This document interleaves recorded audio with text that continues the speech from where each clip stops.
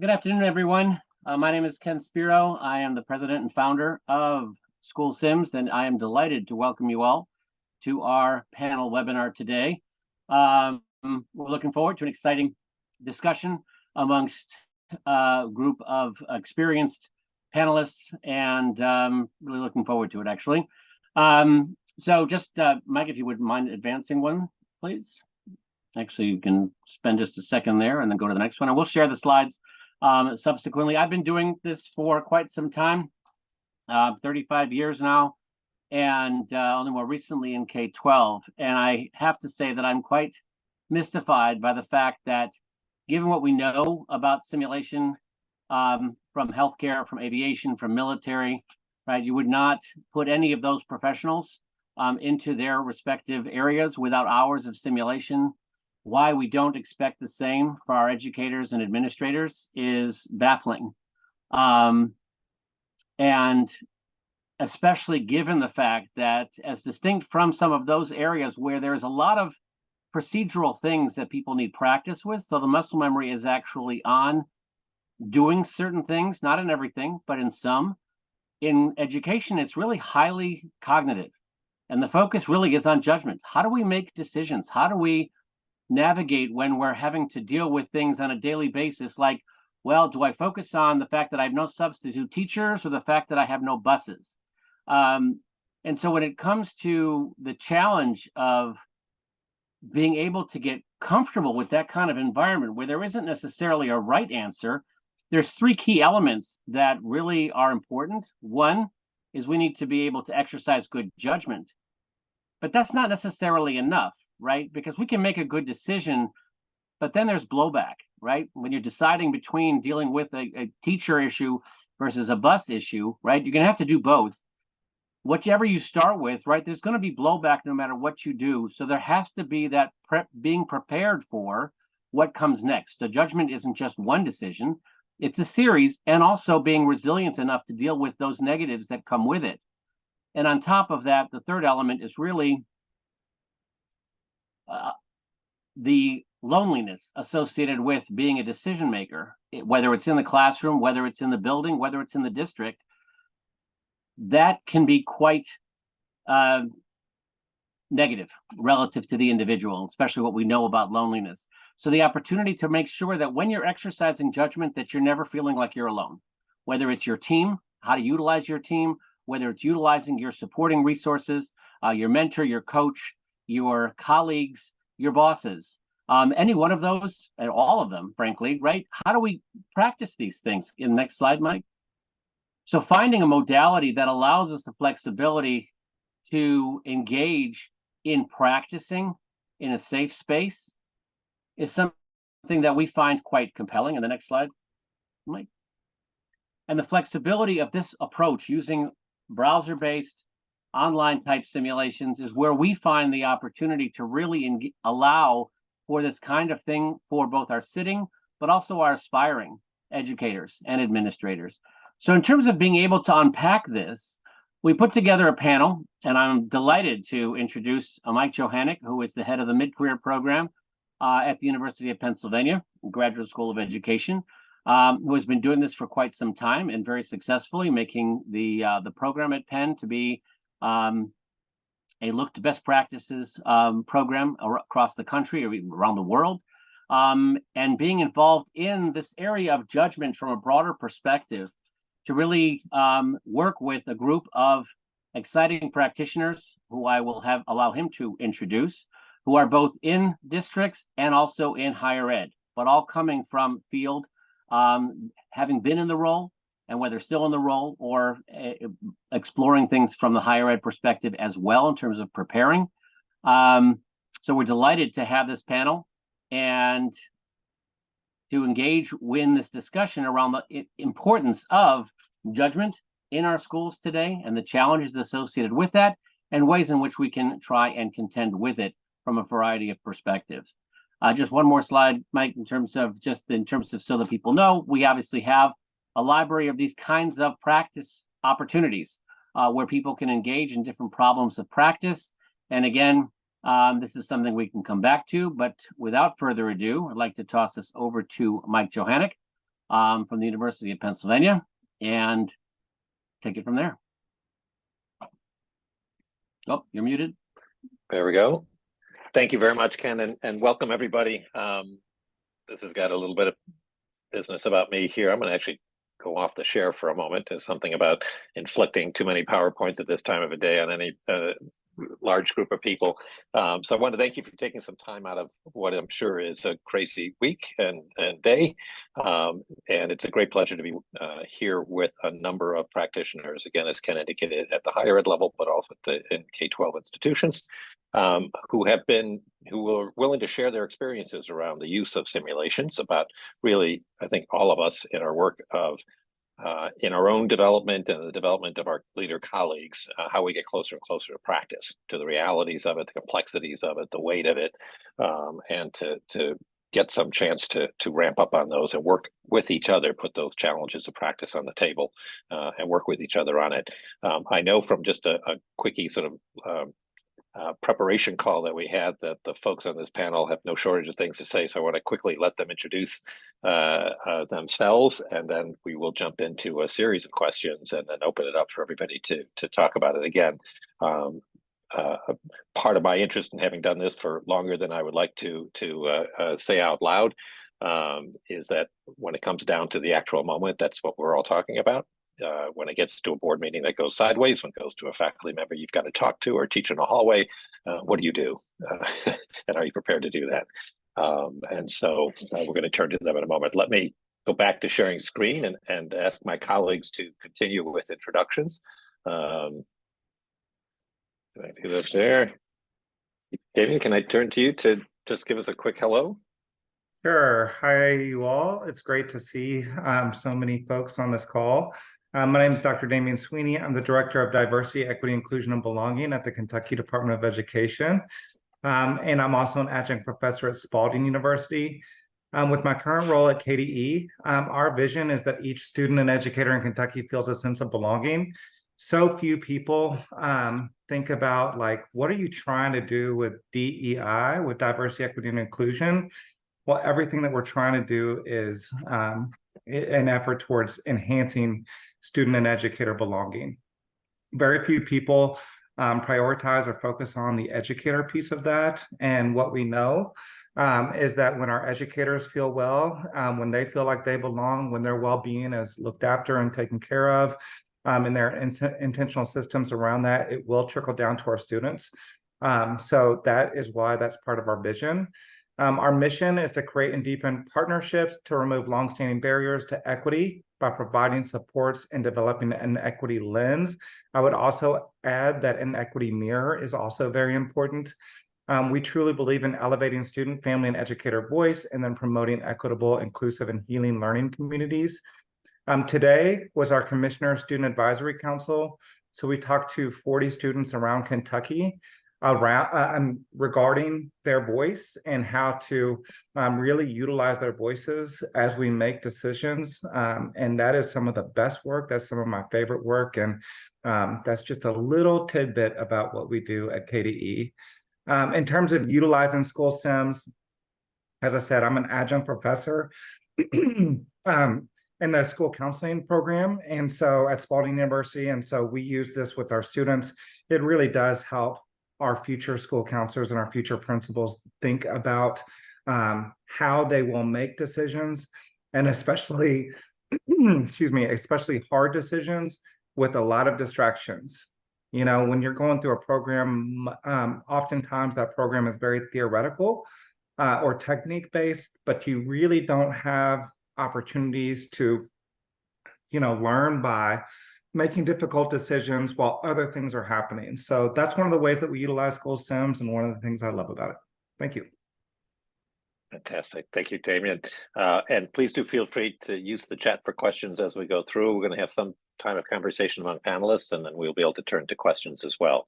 And we will try, somebody was already asking, we're going to try to wrap this up by about 4 or a few minutes after. So we're going to, I'm going to try to employ my best New York fast talking possibilities here. So Jonathan, please, if you could introduce yourself. Sure. Good afternoon, all. My name is John Enns, Southwestern Area Superintendent for the Wake County Public School System. We're a fairly large district, 14th largest in the nation. Part of what defines us, other than our mission and vision, which I didn't include, but we're known for our magnet programming and our growth, right? So the county itself grows by 60 plus per day. And with those people that move into, sometimes they bring children with them. And so we educate them. Last year was our first foray into implementing school sims. Just quickly, there are 9 regions. I should have provided this context as well. So I supervise 23 schools. There are 9 of me in my team. And so we'll be in my region alone, we'll be adding 3 more schools over the next 2 calendar years, just to kind of give you an idea of that growth, right? So last year we dipped into, I tend to work with a lot of professional development and professional learning, as we each also have, outside of the scope of our outside of the supervision of our schools, we each have additional responsibilities. I tend to dip into the side of professional learning and leadership development.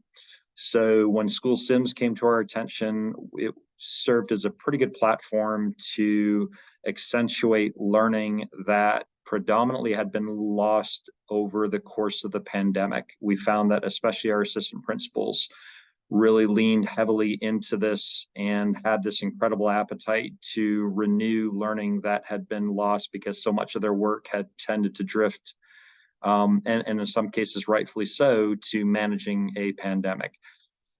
So last year was our first year. It was incredibly positive. If you take a look at the survey feedback that we had, that we solicited from our APs and principals. And this year we're stretching our wings to delve more into the library that includes things like special education and equity. So we're excited about year 2, and we will see where that takes us. Fantastic. Thank you, John. And Danita.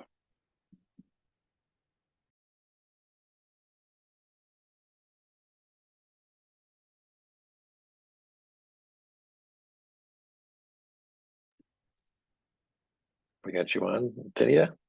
She's muted. Danita. Huh? The infamous mute button.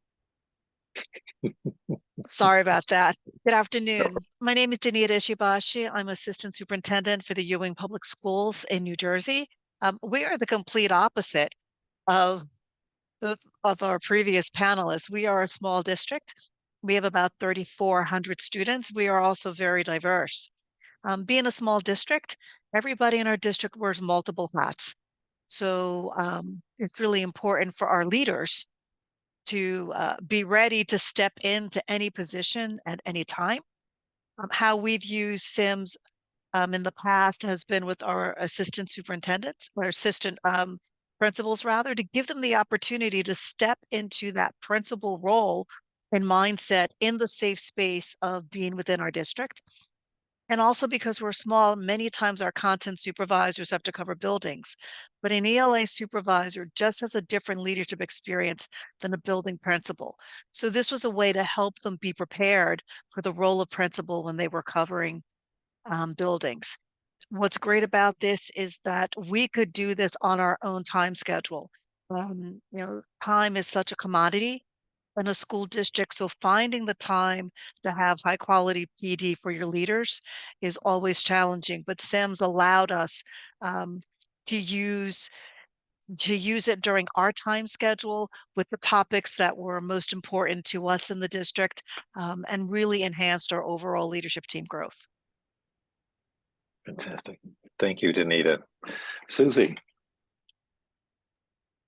Good afternoon. I'm Susie Hardy, and I'm a clinical associate professor at the University of South Carolina, where I'm also in charge of the master's program for educational leadership, which is principal certification, and then the EDS, which is superintendent certification. When I started, I'm not sure how long Sims has been going, but we started during COVID because everything shut down, but yet they need to get practice, and we have continued after. And to me, I think it's really great, as each school is different, just like you saw the 2 superintendents here, 2 totally different contexts, but I can give a scenario to the students. They can go through it. We discuss it. They always want the right answer. And I'm like, there is no right answer. It doesn't fit in a nice little box. You might make someone mad no matter what decision you make. And so it's good to do it in a simulation versus in real life where you have an angry parent across from them. I did just go through this on Monday when I taught, and it's called Disruptive Teacher. And the students went through the simulation. They do a video of themselves responding to an upset teacher. And then when they came to class, I had them role play with, and everything's online. So they role played with another person in a breakout room. And they're like, we so appreciate this. So it's giving them a safe place to practice skills that they will need. So thank you very much. Great. Thank you, Susie. And Tammy. Hi, Tammy Williams from the University of Nebraska at Omaha. And much like Susie, we prepare principals and superintendents and everything in between. We've got our master's, specialist, and doctorate program. Prior to the online school sims, we did quite a bit of attempts at real play, in the classroom and things like that. To be quite frank, I think that I would probably score our efforts there at a solid B-. With school sims, I really feel like our students are having much deeper conversations, awareness, courage to try out new things. As Susie had mentioned, that psychologically safe practice. And so the school sims have been a really nice addition for our program. Like other programs, we post-pandemic pivoted to completely synchronous and asynchronous online. And so being able to have the mobility of the simulations work has been a real benefit for us.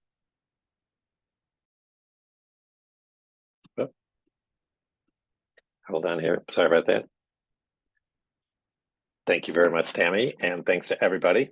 I'm going to put a few questions up here in a moment. And again, our hope will be that we'll get our panelists to begin to share some of the experiences that they've had and the lessons they've learned from their use in these variety of settings that we've seen, and be able to hold on, let me just get to those questions here in a second.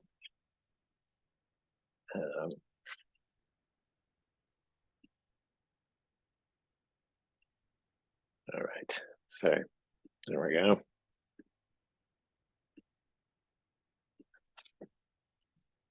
So I'm going to turn to our panelists a moment. And again, thank you, Damian, John, Danita, Susie, Tammy. We have these questions, a lot of text here on the screen, and we're not going to do these in some particular order. We're really going to, well, I'll start with the first one, but I want to kind of give everybody the chance to talk across these different questions. One of them is to talk about matches. Lots of ways that we can prepare that all of us try to support each other, or support our own growth as leaders, and to support those of others. Where do we see Sims fitting into this relative to the most pressing kinds of challenges? Some of you already mentioned a bit of this, but what, in your own experiences, where are those kinds of sweet spots, and what do you see as some of the pros and cons in terms of trying to support leaders? The second is that we're really, part of our interest, I think, in this has been, or at least mine has been, this notion about judgment, this in the moment, people needing to make decisions. We've got lots of folks with lots of experience. Some seem to make really good judgment calls all the time, and others don't. And in environments that are constantly changing, what is that capacity? What is it that we think we're actually trying to develop when we say this person makes some good judgment calls? That capacity, that adaptability of in the moment. And then, are we getting better at that? Are we able to develop that further? What does that look like? How do we know? How do we know if we're getting better in terms of these things? And then if we had to think about other attributes that folks have when we do see this develop, what might those be? Are there other ways for us to understand even more broadly what goes on as people develop? So I'm going to open up the questions to our distinguished panelists, and we can actually put these questions. Actually, Ken, if you wouldn't mind, we can put these questions in the chat. That would be, it'd be great if everybody can see them there, but that we can continue to see faces on the screen rather than be looking at PowerPoints. much as I know we love to have death by PowerPoint in the middle of the afternoon. So anyone on the panel, please. What is it that where do you see the match to the kinds of most pressing challenges that are out there? And what do we think we're getting at with this capacity that's being developed? I can go ahead and take the start of that. Traditionally, it is always in leadership development, moving from the inward perspective to the we perspective. When you stand on the sidelines, it's pretty easy to pass judgment on other people's decision making. So being able to be in the seat of that decision making helps humble ourselves, ready to learn, ready to help bridge that gap between stimulus and response with some other opportunities of learning in between. And so one of the ways that the school Sims allows that to do, while the content of those simulations does continuously change and get updated to current context, the enduring truth of learning is being able to move from the theory or judgment of someone else's actions to owning my actions and learning what that means for me as a developing leader. Great, thank you, Tammy. So the sim really is something that forces the consequences and the decision making to you as in terms of highlighting the agency that you've got to be developing within that. Other thoughts?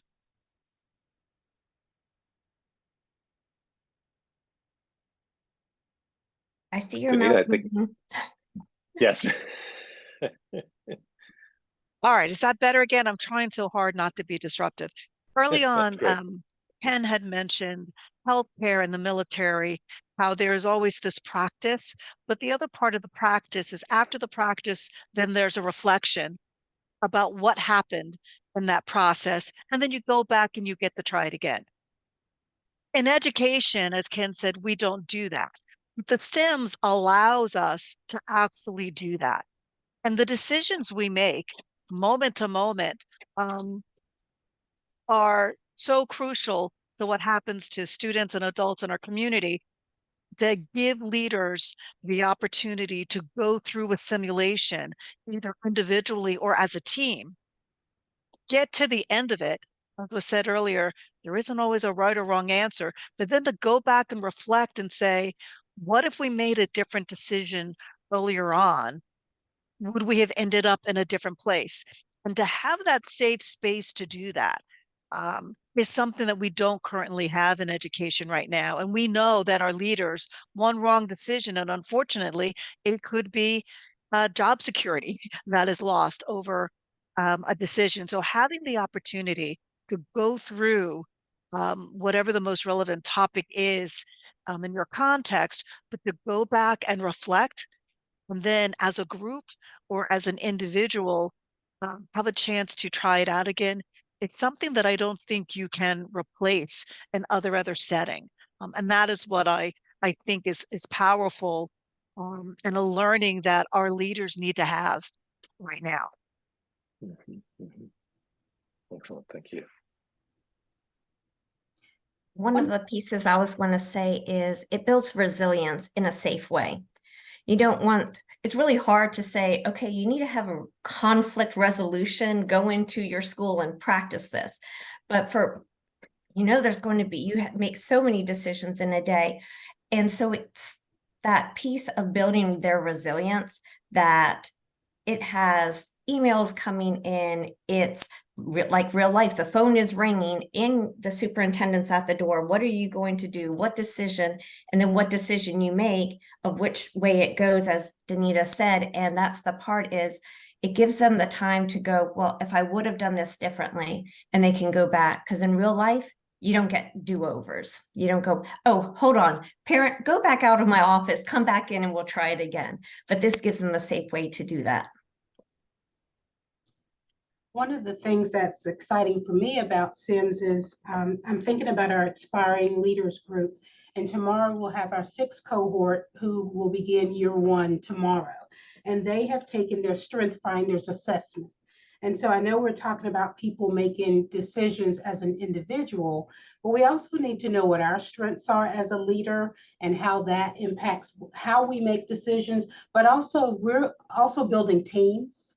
And so what might be a strength for me may or may not work positively when we have someone else who has a different strength.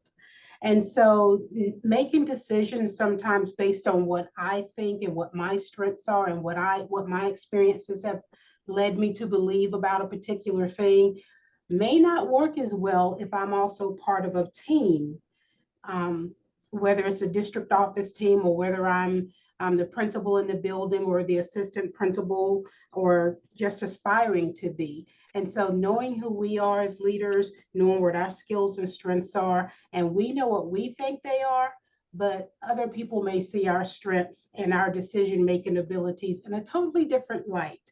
And so I'm looking forward to having our folks tomorrow start discovering and using their strengths to make decisions. We're actually going to use a marble activity to do that. But as we go throughout the program and we start adding the simulations in, how did your strengths and your decision-making ability impact what happened with this person and how they would have handled the situation? And then would you have done it differently using a different strength? So I'm excited about that. So we'll see. Interesting. I'll let you know how it happens, what goes on. Good luck. Good luck with that. Good luck with that. So now, John and Damian, you guys have both been rolling these out in your places. Any experiences or tips for Dr. France? I can just say, this is a great season of the year because it's football season. I'm sure that there are many football fans on here. I'm a Louisville Cardinals fan, a Ravens fan, and a new Colorado Buffaloes fan with Coach Prime. It was an unfortunate weekend. However, when you think about decision-making and leadership, if you could think about it from like a fun football context, you would never, say, man, I'm going to root for my team and I am excited about this game if you knew that team had never practiced, right? If you knew that team had never practiced, you would imagine that they would get beat like the Buffaloes did, or like the Broncos got beat this weekend, to continue with the metaphor. But what I like about the simulations is it allows you to practice and allows you to gain confidence around issues or topics or priorities that you may have that you may not necessarily have that confidence around. Think about today's student advisory. We asked our students, like, what are some top of mind priorities that you really want to discuss and innovate with as an advisory? Within minutes, they said things like, we want to talk about student mental health. We want to talk about the teaching that we get. They said a lot of times we're going to school and it's almost like we're still going to school during COVID because none of the instructional tools that our teachers are using have differed from that time. They also talked about educator well-being. They also talked about discrimination and harassment. So all very quickly, you've got 4 very big topics that are at the top of students' minds, and leadership is going to have to wrestle with, and you're going to have to quickly make decisions on where do I focus my attention now and what distractions are in my life at the same time, and how do I make positive conclusions, or how do I prioritize those things and feel confident that I'm getting it right at the same time. So that's one of the things that I love about The Sims. So Thank you. Damian really opened up a great window, right? So if we stick with that metaphor of football for a moment and how Sims supports the development of a quarterback, for example, it's really useful to think about a rookie quarterback, and you often hear how the game seems faster to somebody when they're in their rookie year, right? And when we think about judgment for a rookie quarterback, when the game is moving so incredibly fast, they tend to make poor decisions. And then we get frustrated as fans. And then in chat, you say how you no longer are a Browns fan, even though you will continue to root for them because we know how that all works, right? So what Sims does is, just like how we simulate and practice with our rookie quarterback, it slows time down, which is a ridiculous thing to say. But through those experiences, it provides them with that experience so that it is so that they're not seeing it for the first time. and therefore the game comes slower to them, and they're able to make better decisions in the process. That's how I tend to look at it using the football analogy. We get frustrated when a rookie quarterback makes a bad decision, throws a pick, and that is no different when in real life, when a principal or an AP does something that they'd never seen before, and they didn't slow down time enough to pick up the phone to make the extra call, or in football to make the extra read. They tried to force the issue or force the play. And one of two things happens. You either throw an interception, or as a principal, you make a bad call, right? And then you're left having to clean up the mess afterwards. So it's a really useful metaphor about how simulations supports the development of a principal in the same way that simulation supports quarterbacks.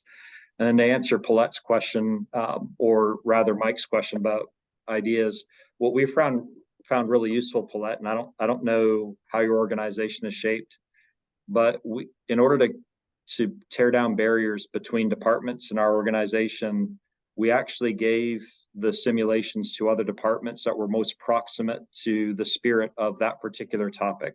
So for example, we farmed out the cell phone one, for example, and gave it to our security and HR because that one in particular really hung out in those two realms. They provided feedback that we would then incorporate into the simulation, and sometime they would come co-teach or co-facilitate it with us. And a wonderful byproduct of that was now departments that sometimes didn't necessarily connect with each other had an opportunity to co-collaborate and kind of co-teach, and that brought our community that much closer together. So in other words, if you've got the opportunity, it's really neat to farm some of that out and co-collaborate with departments that otherwise might seem disparate and unattached to your work. I think that's a very interesting point. I mean, one of the things that I found in using the Sims here, Ben, has been it's put practice on the table without necessarily putting your practice on the table in a way that you might not be ready yet. And so it can be an introduction to the point at which you can eventually, because at some point you got to deal with that. But to start out with, this is this practice, and that's close to as a bridge. I'm wondering for our panelists, one of the questions that I always wrestle with is, how do you know you're moving in the right direction with folks? What are the things that you look for as you implement these, or as you will? What is it as you people are going through simulations, and you've sort of mentioned bits and pieces about trying to build out resistance or the confidence that they have and so forth. As you're doing this work, what are some of the sort of clues or evidence you're looking at along the way? The way that I use the Sims is related to the PDEP standards of how they're going to be evaluated when they are principals or assistant principals. And I said, it doesn't fit neatly into a box, because they were like, give me a rubric. But I'm like, you can't have a rubric, because if you answer this way, you might be firing someone. But if you answer this way, you're remediating someone. And that's different of how to create it. And so I said, you just have to be adept at all of the 10 standards. And they're like, oh my. I'm like, no, you've been prepared. All of the coursework, now you're putting it into practice. And as I think, John, you mentioned of it's taking it off your employees. We're talking about different people in the simulation. It's not personal. And so you can talk about it from there. And then we start moving. I push them out of the nest that after we talk about the simulations, they need to start doing this at their school. They need to start doing this with real people who are 3D in front of them. And so that's the way that I help. And a big piece is when they're grappling with it. If they're struggling, that means they're really digging in. But it's also being able to cover, like there's sometimes, oh, I never knew we had a look about the law. Well, you don't just forget that, so there's pieces that when you do a simulation, did you check if the student had a 504 before you doled out the discipline, did out of school suspension? Oh, I forgot about that. So it helps them remember all of the stuff that they've learned, and it's a great synopsis. When I think about leadership development, I also think about what we do for our students. We always say that we want our students, their learning to be visible And I think with the Sims, you can see the learning of your leaders. You can see how they are responding differently as you move from one context to another. You'll see those decision-making strategies, as Susie had mentioned. Oh, in the past, they didn't think about going back and checking the law or code. But in this scenario, I saw that they thought about it and they answered differently. So I think it's an opportunity for me to see the decision-making process that the individuals go through within the district. But when I bring teams together to do it, it also lets me see what happens when 4 assistant principals come together, who ends up taking the lead and why, and who is silent but maybe influences um, the group. I wouldn't be able to see that in any other context except in a sim. So that's how I can monitor the change in decision making and thinking of administrators. I can compare that to the PECL standards and then see, are they developing a capacity that would help them if they were really in that leadership role as the principal in the building, to make the decisions that would be beneficial to all involved.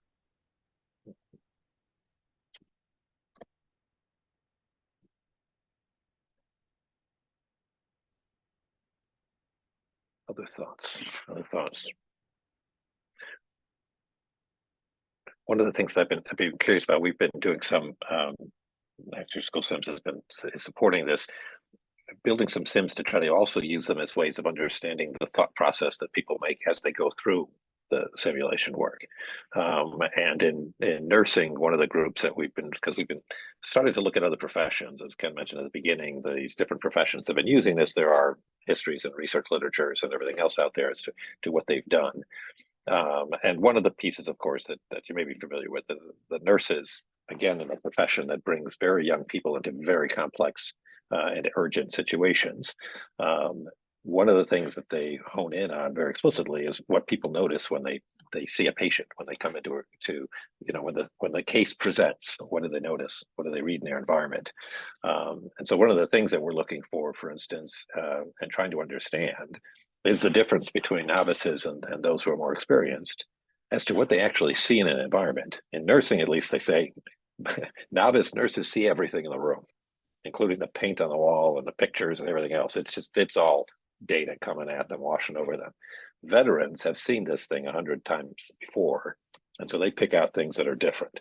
And so they're a lot more efficient as they come in. Maybe, John, that's to your point of it slows down as they come into it. But I'm wondering if there are other such things that we should be looking for as people develop what we would hope is this kind of underlying capacity, or other attributes that we would say is a part of this that might be related to what the Sims can help develop.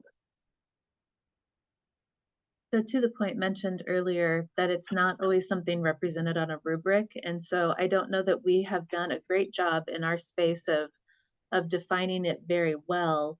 But one of the things that we can somewhat observe in a nuance is the ability to bring in hope in a situation.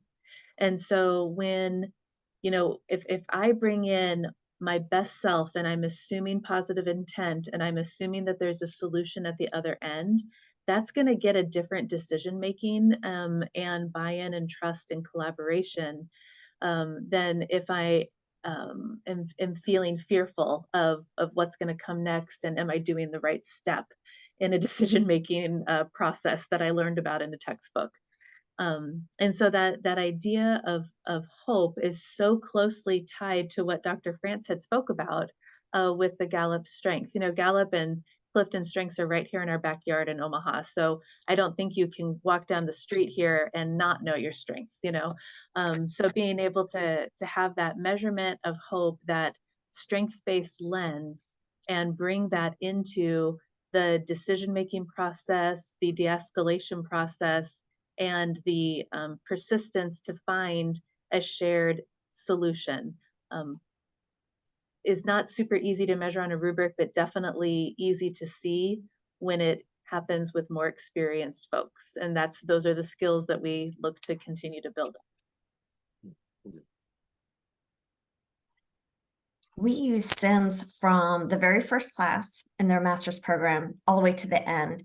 And it's interesting, at the very beginning, they cannot handle an angry parent. Any parent that comes in that shows any type of discontent, they're like, we have to deal with that. That's number one.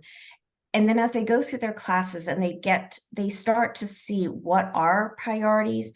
One of the phrases we use to put on your administrative glasses, put on your leadership lens, that you're looking at the whole school or the whole system as a superintendent, not as a classroom teacher.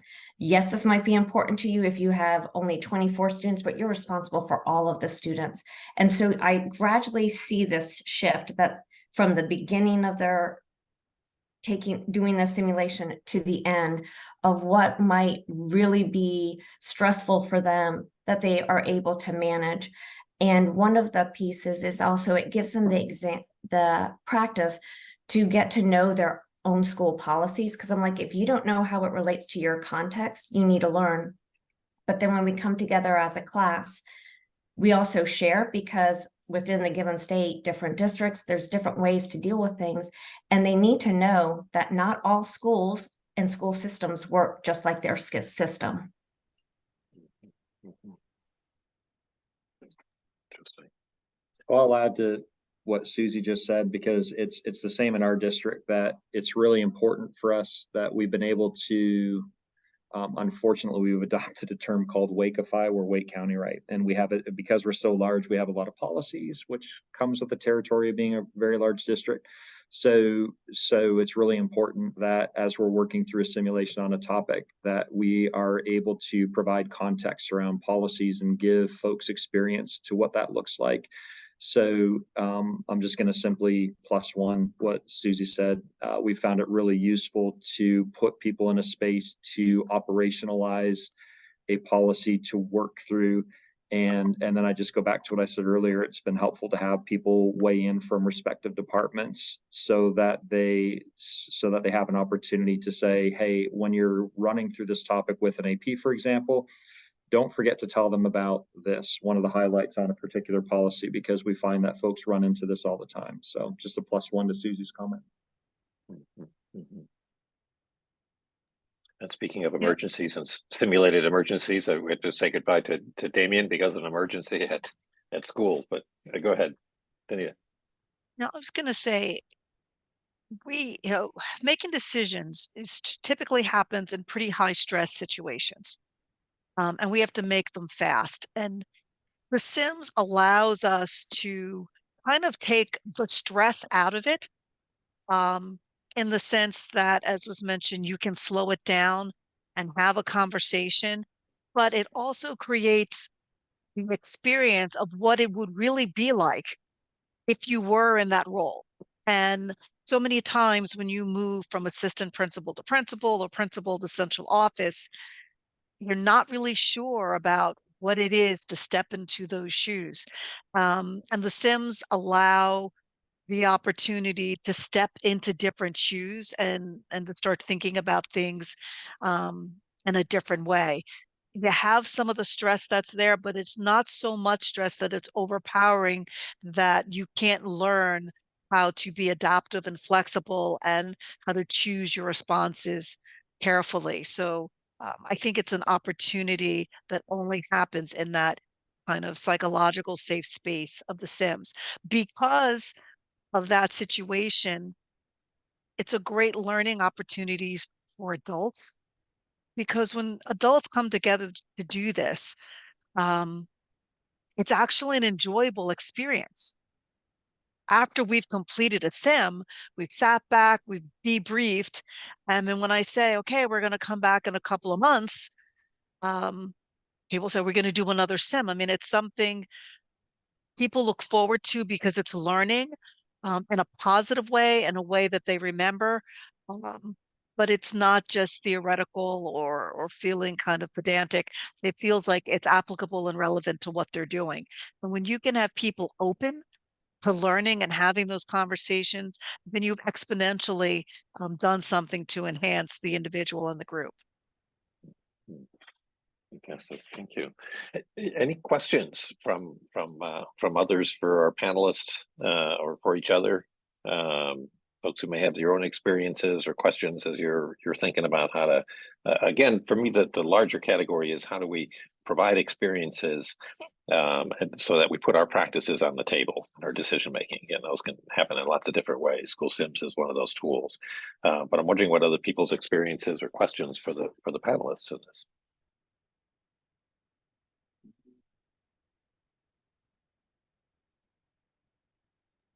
Well, maybe someone's pondering a question. I was going to share.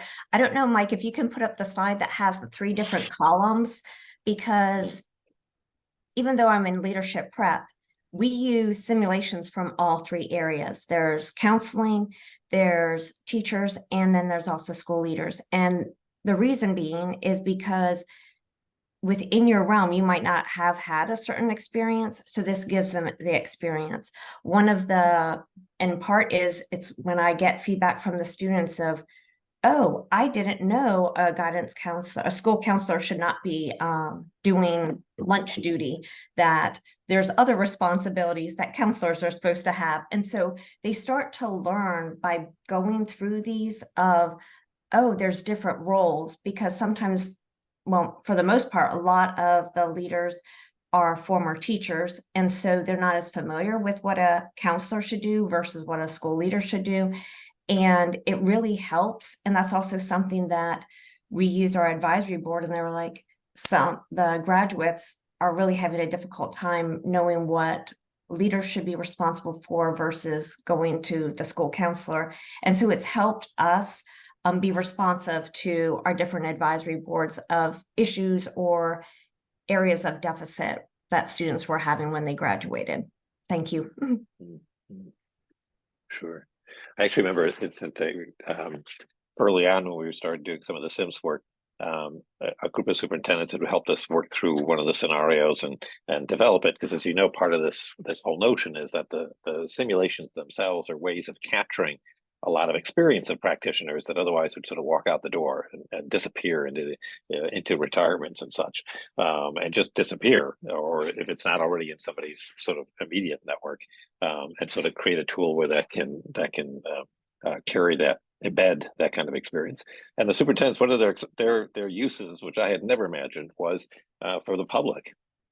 They wanted their board and others to do the sim. To get some experience of that, and and they found actually with using it at board meetings and other kind of conversations, non-public board meetings, I would say, in those places where that it's even possible, they found that there was a different conversation, because now we could sort of talk about what we're talking about, and the trade-offs were clear. Anyway, I'm not sure if others have other questions or creative uses that you've put these things to. I'll just extend something that Danita said a moment ago, that it triggered this thought as we've been having conversations in our district between simulation use. There's this intersection between, if I pick up where Danita left off, there's this intersection between having to make really quick decisions and one's credibility. You could probably argue that our society's a little bit more complex than it was even pre-pandemic now as compared to yesteryear. And principals in this day and age, to Danita's point, are having to make decisions rapidly, and the issues that they're facing are more complex than they were in the past. So when you consider that for a moment, their credibility, it can potentially be under more scrutiny and under more rapid attack than it has been in the past. And providing them with an opportunity to contemplate in the moment, to control impulses that would otherwise make a poor decision, to learn how to pause, is so much more important. And to Mike, to your point earlier, what else do we hope to get out of this? We actually combine that with our executive presence series, because there's that element of credibility that's attached to executive presence, which they kind of go hand in hand when we're talking about what decision-making looks and sounds like simultaneously. So in the middle of the simulation, it's really useful to hit pause, to have them act out in the moment. Now you're going to turn to your partner and you're actually going to play one of the two roles, and see how that feels, try it on for size, right? So that they actually get a feel for what it's like to address, say, for example, the obvious one is like an angry parent. And a lot of times we don't simulate those conversations in our head, and this does a really good job of forcing the hand to put us in that experiential mode. Yeah, I think that experiential mode is such a critical piece. We actually did some work with our med school a couple of years ago, where we were all excited when the Fitbits were just coming out to see if we could gauge people's interactions as they went through, and it was a face-to-face format that we were using at the time. And yeah, there's nothing quite how in terms of people getting that experience to try it on for a few times. But to the point earlier raised, what was also surprising was people's reaction at the very end was, can we do this again? I want to try that again. I want to run through that again, do it a few times so I get that comfort level. It's interesting you talk about the pause, because I have found that it's one of the things that I think is the most common response that we've gotten from folks after these kinds of preparation efforts, has been that now when they're in a situation, there is a moment in which they say, not always do their colleagues welcome that, they tell us, but it seems to pop up more, and it allows them a little bit of distance. Other questions and comments, anything from folks?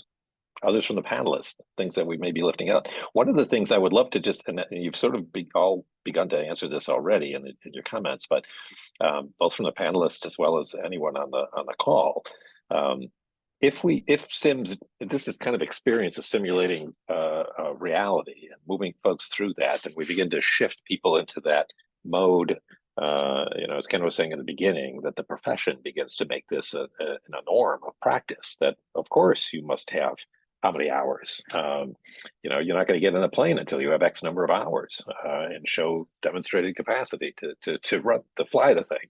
And what would that look like for an assistant principal and a principal, the superintendent, and so forth? What is it that we think it would look like? How would we tell somebody who how would they look different as an incoming principal if we have our druthers? And in however many years, people are actually being prepared through this kind of practice and debriefing. What would that? Anybody want to? How would we characterize that incoming principal in a way that we think might be different than it is now? I don't think that Nebraska is unique in this, but we do, by legislative requirement, have to have so many field work hours before you get your initial certificate in leadership. In Nebraska, it happens to be 250 hours. So when we know from learning theory, we know that those 250 hours are going to look more skilled at the end than they did at the beginning. And the type of support, it's going to be a gradual release of responsibility. And Sims could have a different role to play in each, through that progression of time and skill and expertise.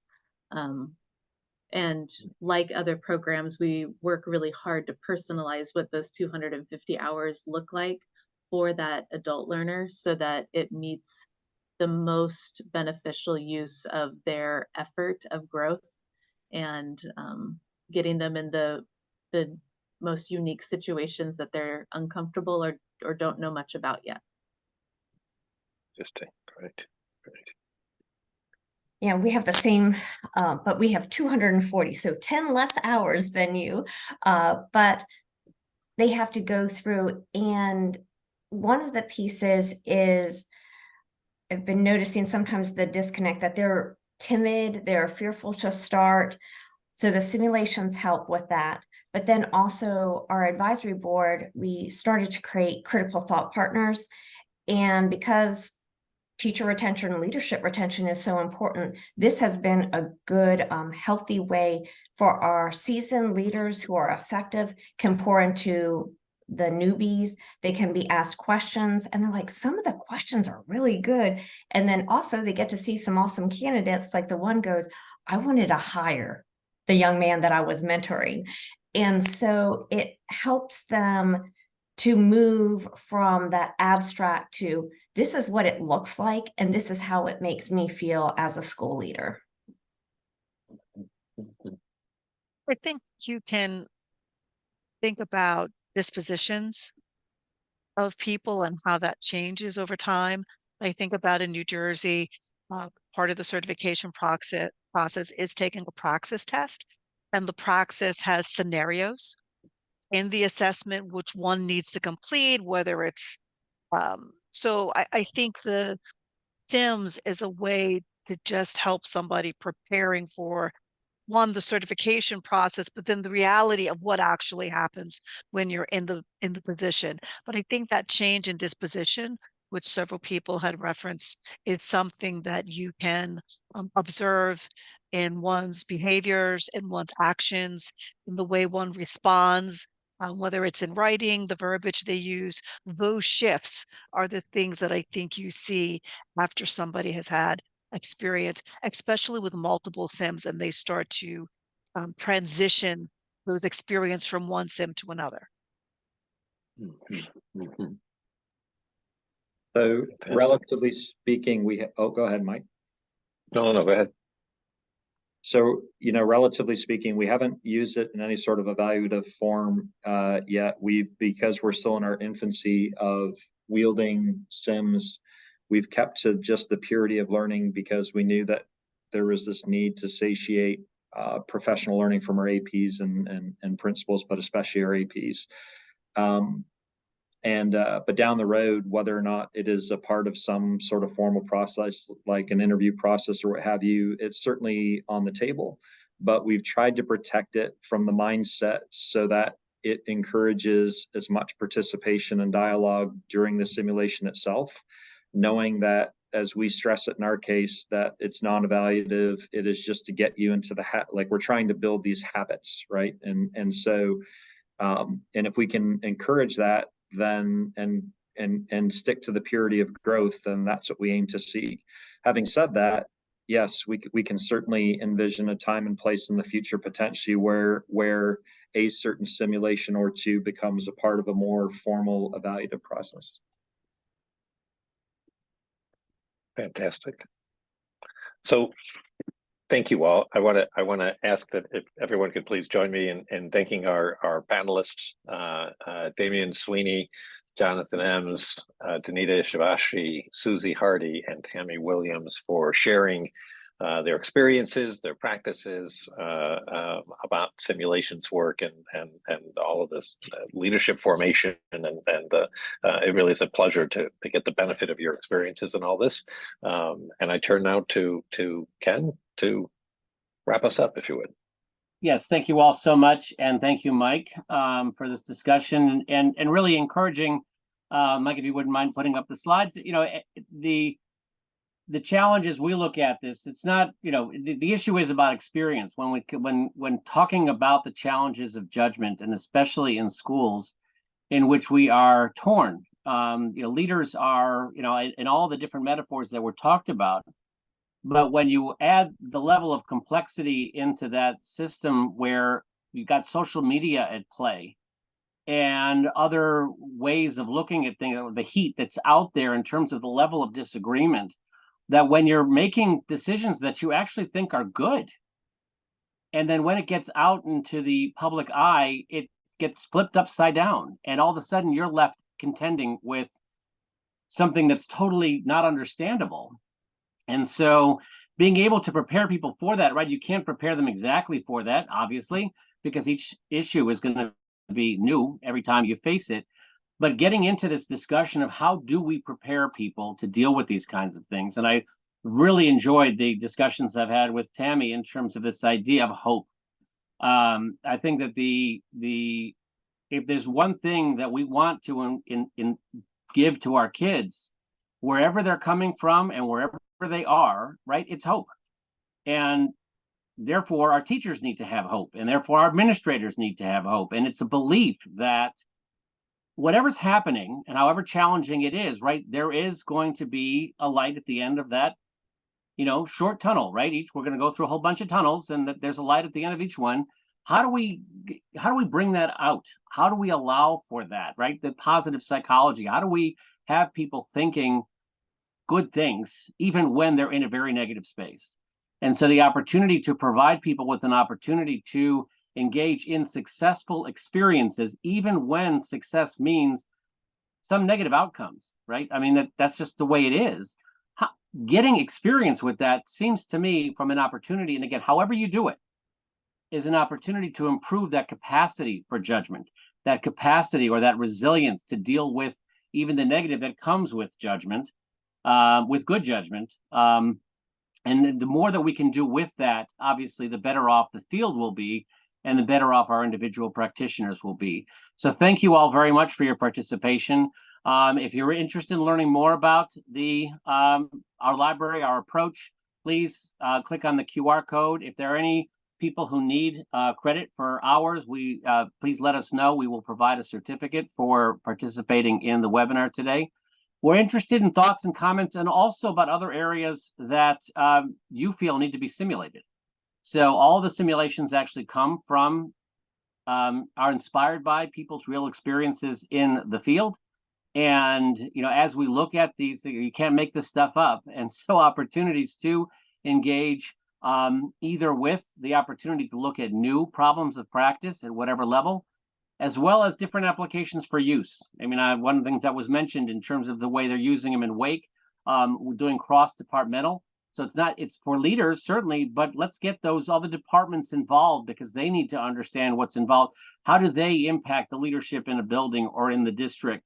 And getting those groups talking together can be very powerful. Or we just recently posted a blog about an experience that one of our practitioners had in terms of running the SIMS in a board meeting with the superintendent and their leadership team to engage in meaningful conversation between the board and the district leadership. And really found that there was that moment where both sides raised their heads and said, I never would have thought of it that way. And that happened in an organic, non-confrontational way, where that insight can be shared and provided, and maybe even getting to solutions in a better way. So thank you all very much for your participation. Happy to stay on if people have additional questions right now. But again, thank you to our panelists. If you have questions for them, please feel free to submit them. We will make sure they get them. Actually, the next slide, I think, Mike, is their contact information, so people can reach out directly if you have some specific questions, or maybe it's the slide before. Yes, there we go. So thank you all again, and look forward to being we have a webinar coming up next month. Actually, I'll be looking at some from independent schools. And one of the other things that we're looking at, and I'd love people's input if you have a particular interest in this, is the neuroscience of simulation. And there's a lot of stuff that we know about neuroscience, and this modality actually plays into that. And it's something that we're looking to both generate research about, but also harness the research that's already been done. So thank you all very much. Have a wonderful week, a wonderful end to your September and into Q4. Thanks.